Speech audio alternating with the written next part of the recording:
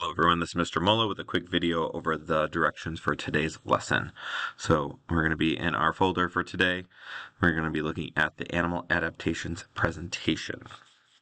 Okay, just like always, yours looks a little different. You're going to have like the My Document here. If you can't see it, you click Can't See My Document. This is also where you submit. There should be a Submit button here if I was a student, or the Edit button there. Okay, so let's load this up. Okay, so you have 4 slides. This is due today.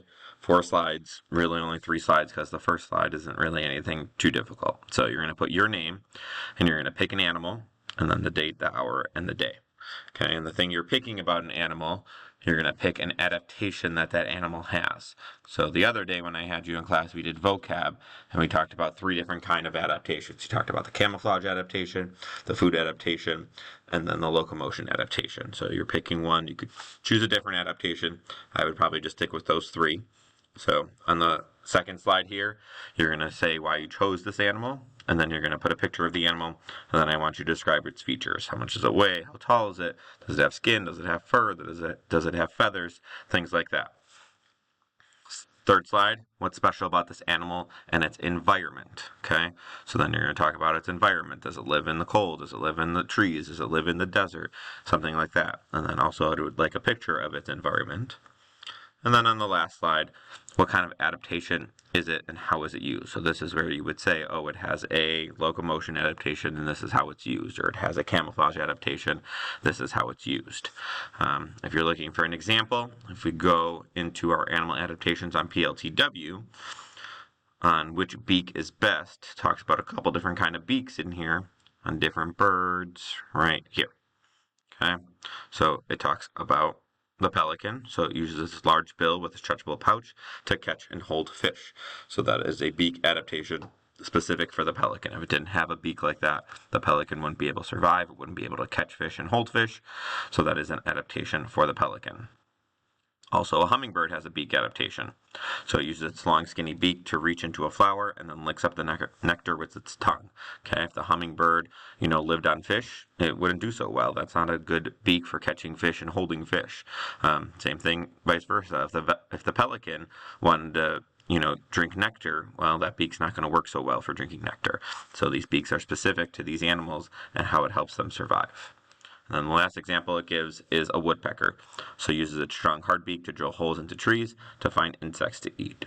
Okay, so looking at that, again, no other beak would work for that. You need something that could drill through a tree and enough to get the insects. So a hummingbird beak wouldn't work there. The pelican beak wouldn't work there. It's only the woodpecker's beak that allows it to do that. If you are struggling to come up with an idea, if we go to activity 3, they have some here.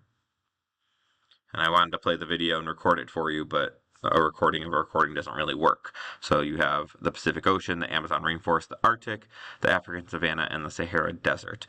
So I picked my animal based on the Arctic one, and I'll kind of just show you what it looks like, even though you're not going to be able to hear it.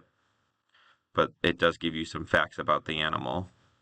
So I picked polar bear. It describes where the polar bear, what it eats. It talks about how it's born on land, talks about its thick fur coat, talks about how its fur is hollow. So they do give you some information. So you might just want to grab some headphones and watch some of these videos if you're struggling with an idea. Or like I said, I did this, and I'll show you mine. So there's mine. I'm Mr. Molo. I chose a polar bear. I did this on September 27, 2023, and I'm here all day, every day. So I answered the questions like this, so I left the question there in the black font, and then I put my answer in the red font. You can do the same, or you can delete the black font and just put your question there. So why did I choose this animal? I chose this animal because polar bears are my favorite bear. And then there's my picture of this animal, and then I described its height, weight, skin features, stuff like that. So polar bears are between 5'9" and 8 feet tall. Polar bears weigh between 330 pounds and 990 pounds, and polar bears have thick white fur. So most of this information I got from Project Lead the Way. Otherwise, I just went to Google and Googled what does a polar bear weigh, or how tall is a polar bear, things like that. On the third slide then, so what's special about the polar bear and its environment? So polar bears live where it's cold.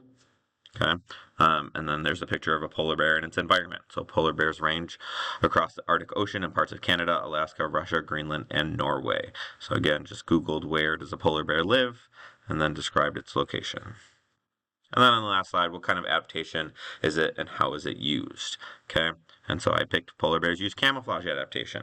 Since they're white and live in snowy climates, they blend in, which makes it difficult for predators to find them. So again, polar bear in the jungle wouldn't do so well. That bright white fur in the middle of a green jungle, it's not going to survive very long. Either it's going to get hunted or it can't hunt. Actually, in Project Lead the Way, it taught me that polar bears, when they are hunting, they use their paws to cover up their nose so that the prey can't see the black nose sticking out in the white snow. So they put their paw over it, so this way they blend in even more with the snow. So that was something I learned doing this project. So hopefully you learned something doing this project. It's just those 4 slides, really 3 slides, because the first slide's just your name, answering those questions. Again, if you get stuck, you can use Project Lead the Way to kind of give you a guide of what kind of animal you could be using. Otherwise, just Googling, facts about whichever animal you're choosing to do works as well.